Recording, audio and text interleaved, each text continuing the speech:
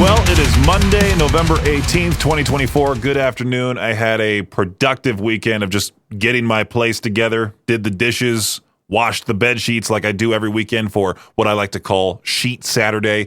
Threw a couple end tables away because I knew they wouldn't sell on Facebook Marketplace, and I didn't want to deal with the hassle of haggling with different people and all that. And so essentially just got my place looking a whole lot nicer. Could it be better? Well, it always can be better. The weekend was also a weekend of watching a lot of fighting. I watched the Paul versus Tyson fight on Friday, and then Saturday I watched the UFC fight between John Jones and Stipe Miocic.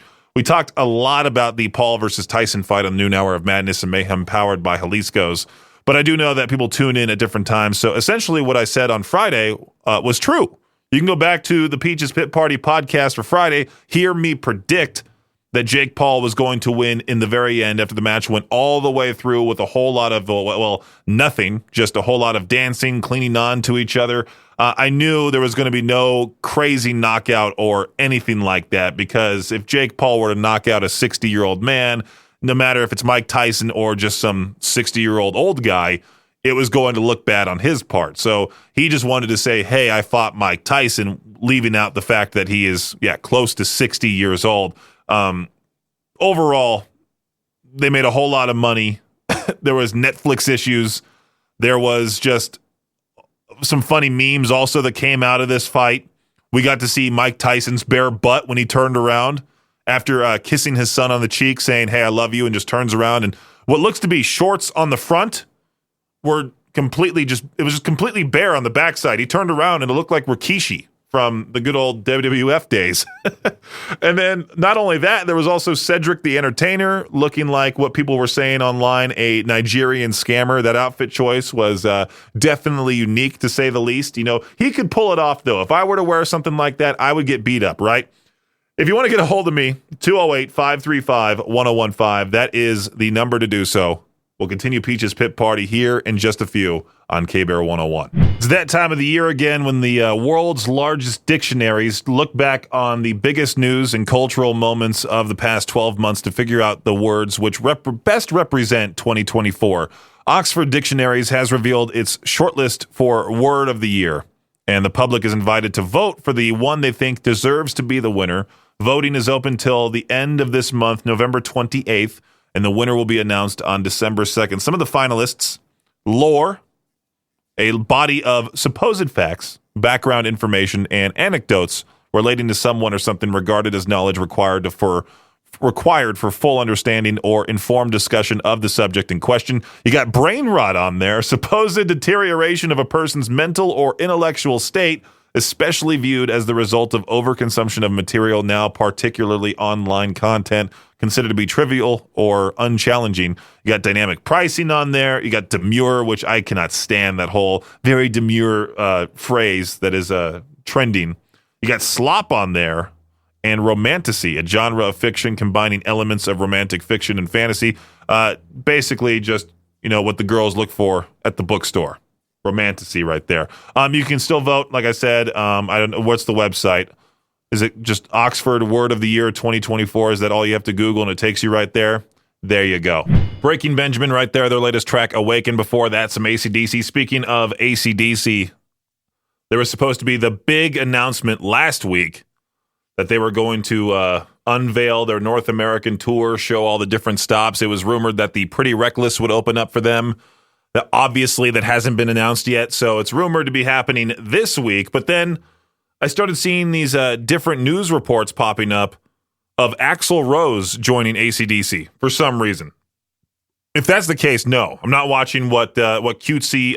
I love the whole cutesy online nickname thing that the internet does. They're calling it Axl DC. I definitely do not want to see that. Why is it that Brian Johnson can do the European tours, the Power Trip Festival and all that, but he can't do the North American tour?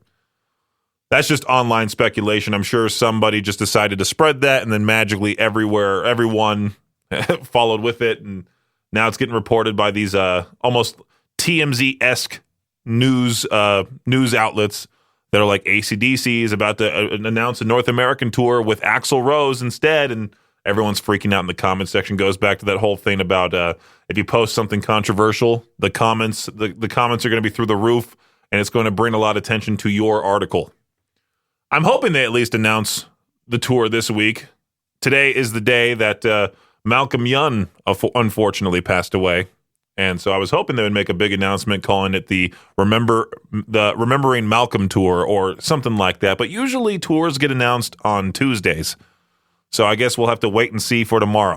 Now, if you're like me and you don't necessarily like the traditional Thanksgiving, what exactly do you do that's non-traditional? Meaning like not eating turkey, having something like pizza instead, eating by yourself because, let's face it, having the family over, going to a friend's place can not exactly be overwhelming, but just awkward and not all that fun. I'm really quiet when I eat. When I'm eating my food, I'm just silent. If people talk to me while eating, I kind of just look up and go, okay, let me answer that question or follow up the conversation. I'm kind of, what's the word I'm looking for? Physically showing that I do not want to be bothered. Which is an uptight thing to say, I know, but for some reason I've gotten into the habit of just being quiet when I eat. I've talked about it plenty on the show now that no matter where I go, if it's back home with the family or my friend's place, my friend's parents' place for Thanksgiving, I should say, I always get asked the same questions. What's it like being a radio announcer? They can't say the name of the job. They say radio announcer. Then they tell me if they listen to the radio or not, and also what exactly do they listen to besides me. They ask how everything overall works. Do I choose the songs? How does everything go on with that with the station? And it's like I can't sit there and break down every part of radio for you. I saw some people talking about what they do that's non-traditional for Thanksgiving compared to, having dinner at 3 p.m. with turkey and all the other boring stuff. I did like what this one person said. They said on Wednesday night or Wednesday evening, they go out to Vegas and they stay there from Wednesday to Saturday because the hotels are real cheap. You got some interesting people in Vegas for Thanksgiving. I'm sure there's plenty of food to choose from. And also, Black Friday, you have the outlets right there in Vegas. See, if Victor was smart, he would have waited till Thanksgiving to then be like, okay, I'm going to Vegas to get a much cheaper deal in a hotel, have a much more fun experience. At least that's something I would do. Maybe next year I could plan a trip down to Vegas. And my parents, my family, my friends, everybody who lives in Southern California is not too far from Vegas. That's about a 4-hour drive? They can make the road trip. They can meet me there. Have some fun, too. Other than the problem of glitching and buffering issues, the Mike Tyson-Jake Paul fight was a huge success for Netflix, not for the viewers. The company claims that the fight was viewed by 60 million households, while, of course, the reviews for the fight were mixed. You've got to give Netflix and the fighters credit for putting something together that so many Americans were paying attention to at the same time. The best studio show in sports will continue. I was so happy when I saw this news. Even after TNT's deal with the NBA ends next year, Inside the NBA featuring Charles Barkley, Kenny the Jet Smith, Shaquille O'Neal, Ernie Johnson will be seen on ABC and ESPN starting with the 2025-26 season. The move comes as part of a settlement of a lawsuit between TNT's parent company and the NBA over the new broadcast deals that start in the fall of 2025. The settlement will see ESPN trade the rights to a few college football games to TNT Sports for the rights to air Inside the NBA. My friend Olin did send me a hilarious post on Twitter. Somebody screenshotted their text message or somebody's text message to them saying, what if Disney now owns Inside the NBA? They can put Charles Barkley in Kingdom Hearts. Just food for thought there. The return of the NBA to NBC in 2025 has many fans awaiting the return of the iconic theme Round Ball Rock that the network used on all of its broadcasts, but apparently there's a snag between NBC Sports and the theme's composer, John Tesh, as he's been asking for much more than NBC is looking to pay to use the theme. Now, Tesh has even considered licensing the song to another media company or selling the rights to a venture capital firm. No matter what happens, You'll likely hear Tesh's work in the 2025-2026 season as he submitted 2 different themes to Amazon Prime for their NBA package. That is it for your Shot Clock Sports Update right here on K-Bear 101. Idaho's only rock station, K-Bear 101. Earlier this morning, I uploaded yet another episode of the Artist Interrogations podcast. What I'm essentially doing is taking all of my interviews and putting them out there on demand wherever you get your podcasts. And I'm starting with the first one. I think that was AJ and Richie from Fire from the Gods going down alphabetically. So now I'm in the C's, and I just uploaded the Chris Motionless interview, which you can catch on the Peaches Pit Party section, the Peaches Pit Party page, wherever you get your podcasts, or if you just simply search Artist Interrogations Podcast, it'll pop up there as well. Now, in radio, you're kind of given a time limit when it comes to talking with artists in most cases. Sometimes, most of the time, I should say, I'm given like 10 minutes to talk with somebody. So I come up with a few questions here and there. If they're a talker, most of the time I'll ask like 2 or 3 questions, and then they just keep going on. You want to let the artist talk in that allotted 10 minutes. And with Chris Motionless, we ended up chatting for close to half an hour. And I felt bad at the very end because I was like, man, I think I just dragged it on too long because I was fangirling. He's a super nice dude, one of the coolest guys out there. And we chatted about the, back then, Scoring the End of the World just came out. And then I mentioned to him that in high school, there was a particular section of the campus that the students called Emo Hill, where it was a little hill. All the emo kids, all the kids that wore the band t-shirts hung out there. And he said he was going to name the next Motionless in White album Emo Hill, which that would be hilarious if he actually remembered to do that and just did that. If I actually had any influence on the next Motionless in White record, that'd be pretty cool. But I know it's not going to happen. I know he jokes around like that, but it would be cool, right? Emo Hill being the next. You would sell a lot of merch with that. That would be a great marketing tactic to just send or to sell Emo Hill t-shirts. You can listen to that full conversation, like I said, with the Artist Interrogations podcast, wherever you get your podcast. There are a lot of things that Gen Zers do that I cannot stand, but some I'm like, okay, this is something I like. Something called loud budgeting is trending, and it's basically a way to keep your holiday spending in check instead of silently stressing over finances this holiday season. Gen Zers are openly sharing their budget limits with friends and family, essentially yelling, I'm broke, I can't get you anything this year. No more awkward moments when you can't afford a fancy dinner or expensive gift exchange, anything like that. You just kind of put down the barrier and say, hey, you know what? I'm struggling, as is a lot of people. So don't be expecting much from me this Christmas. But when I receive gifts, no matter what it is, it could be something as small as somebody handing me a Jolly Rancher. I'm incredibly thankful because they thought of me. It's a thought that counts, truly. Could be something as small as a Jolly Rancher. Could be something as big as what my parents have given me over the years. Many, many, many things. A drum set, an Xbox, too many things to count. I feel so bad. And it's like I want to give my parents, my sister, a whole bunch of stuff, but I can't because I can barely afford things for myself. Loud budgeting seems like it could go a long way. As I was throwing stuff away this weekend, throwing away my 2 end tables that I knew could not sell on Facebook, just because if I tried listing them on Facebook Marketplace, they'd be listed there for weeks and those end tables would just sit in my place and I wouldn't be using them. So I'm like, you know what? I'll just throw them in the dumpster. Took care of that. I also threw out one of these those like thumbtack boards that had my photos on it with me and my friends at the beach. I'm like, hey, you know what?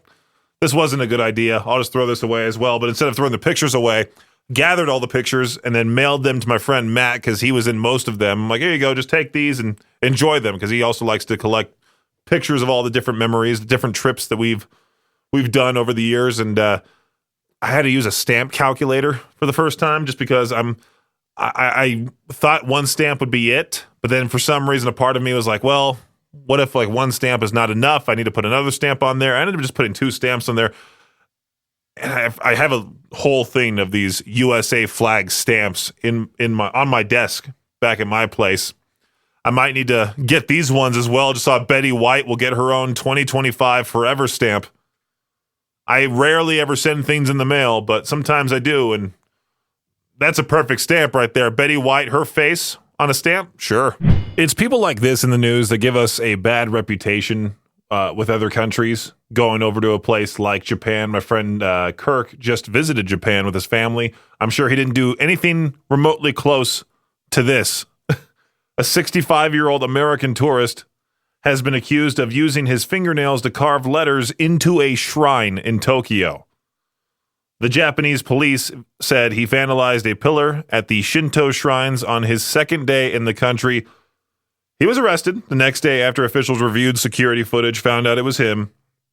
He faces up to 3 years in prison or a fine of up to $2,000, and most likely he'll never learn his lesson. He'll be posting something online like, I can't believe they're doing this to me, somebody come save me, rather than, hey, I decided to try to ruin something that is ancient history. The genius of the day you can catch every weekday during Victor's morning show at 6:45 a.m. Here I was, all excited that gladiator fights were returning to the Roman Colosseum. I saw that headline and went, oh, okay, let's check this out.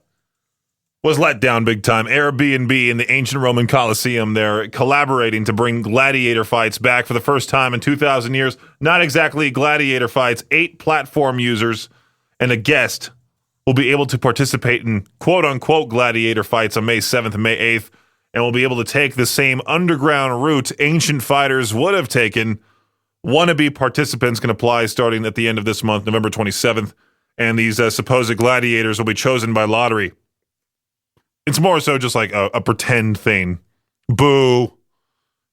A way for them to make tons of money that I'm sure this thing will sell out immediately. People will pay tons just for this lame experience. I got to go underground at the Colosseum or go in the tunnels of the Colosseum that's completely falling apart. Woohoo. Well, I haven't seen the TikTok video for this. I should look it up. This TikTok user posted a video where she was asked to pay using a contactless payment device in her hospital bed. And the text overlay said, POV, you almost died, but you live in America. She can be seen pulling out her credit card to insert it into the tablet. Now, commenters had a field day with this one, as would I. It looks, they say it looks dystopian. Quote unquote, before you die, please tap or insert your card. One person wrote, would you also like to add a tip? I could definitely see a nurse here in the area flipping the iPad around and going, it's going to ask you a couple of questions. All right, I have a first world problem to talk about here. Every single time I log onto Facebook, I see there's a couple notifications and I get all excited. I'm like, oh, maybe somebody commented on a post that I put out there. Or, I don't know, something's happening. Somebody may have added me. Somebody may have followed me. I just click on the notifications first thing. The first thing I do when I log onto Facebook and I see a number there, I open up my notifications. And for the past couple of weeks, I've had notifications pop up. I click on them, and it's literally just a band putting out a status update that for some reason I'm getting notified about it. Lorna Shore wrote, thank you, Japan. See you in February. Body Snatcher, they wrote, tour is over. As always, a huge thank you. Paleface Swiss, another one right here. I'm looking directly at my notifications. They added a new photo about the Cursed North American tour, which I'm definitely going to that show. I would love to see Paleface Swiss live. It was just announced that Stray from the Path is going to be one of the openers. And it might be Stray from the Path or Stick to Your Guns. I get those two confused with each other. And the other opener is this band called Nasty. I feel like that's just going to be an overall fun show, and I've always wanted to see Paleface Swiss live. By the way, if you ever want to go to a show, go check out that concert calendar at riverbendmediagroup.com/calendar. That Paleface Swiss show is on there. I'm just tired of getting these band notifications on my Facebook. Like, why are you filling up my feed? Why am I getting notified about this stuff? There's another one for Sleep Token. I'm just scrolling down here. There's so many different ones for all these different artists that I follow. K-Bear 101, it's Peach's Pit Party. Black Friday is going to be here. Well, I think it's already here. Black Friday deals are already happening. Sometimes I'll get text message notifications, and I'll think it's somebody actually wanting to contact me. And then I'll see it's Hot Topic out of all places trying to promote their deal. Sometimes I get excited about those. I'm like, oh, sweet. 70% off the entire store. Let me check what they have. And I'm thinking for these sales, they happen for weeks upon weeks now. Black Friday is no longer just that afternoon or that early morning where you just wake up, go to the stores, fight other people for a massive TV. Those massive TVs are everywhere now. I know Walmart has like this 98-inch television that's not necessarily the best picture, but it is a giant TV, and that's all that matters when it comes to some people, right? My dad is one of those dads where he's just like, I need to get a bigger TV. I need to have the biggest TV in the neighborhood. My 55-inch TV, just fine. The worst part about getting a 98-inch television or anything bigger than, let's say, 80 inches is the TV stand. The TV stand is going to be more expensive than the TV almost. It's just, you can't find anything wide enough to hold a giant TV, and I can't wall mount a TV in my place. There's no way I'm going to try to do that on my own for the very first time and then rip down the entire wall, expose my apartment to the neighbors. That'd be great. The elderly lady living next to me, all of a sudden she hears a loud crash. Next thing you know, the wall between our apartments just down. Oh, part of it. I'm over exaggerating, but yeah, I'm not hanging up a giant TV in my place. And Black Friday around the office, it's starting to look like this office will be empty on Black Friday because people will be traveling for Thanksgiving, doing whatever they do on Thursday, then wanting that day off the next day. I'll just treat it like any other day. Thanksgiving, I'll just have a nice separate day off compared to the weekend. Friday, I'll come in, get some stuff done, and then, yeah, enjoy my weekend. That's about it. It's a little past 4 o'clock, which means it's time for To Peach Their Own. Are you ready for today's question? I know, unlike me, there are a lot of people that are very excited for Thanksgiving. They're looking forward to the food, the sides, whatever it may be. I figured, why not ask a Thanksgiving-related question? What side dish do you look forward to the most on Thanksgiving? It could be your cousin's green bean casserole. Could be your mom's stuffing. I don't know. Just let me know your answer. 208-535-1015. Call in live to the show. I'll get you live on air here in just a few. Hey, K-Bear, what's happening?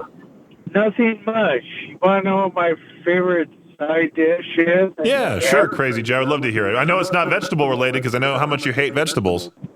Yes. It would not be vegetables. Actually, it would actually be the only vegetable that I really eat that much of is corn, and that wouldn't be bad on Thanksgiving. Right, yeah. So what's the side dish for you? The side dish is cranberry. Oh, yeah, they're good, aren't they? Not the real cranberries. They suck. You're talking about the The fake crap. Yeah, the canned cranberries are the best. Yeah, all right. Yes, they are. I eat those. Totally fake, yes. I eat so many of those, and then I drink milk afterwards. It's my weird combination for Thanksgiving, and I love it. I love it. Thanks for listening to Peach's Pit Party, the podcast. If you enjoy the show, please share, subscribe, and rate the podcast. Peach's Pit Party is hosted by me, Peaches, and is a production of Riverbend Media Group. For more information or to contact the show, visit riverbendmediagroup.com. Until next time, Peach out.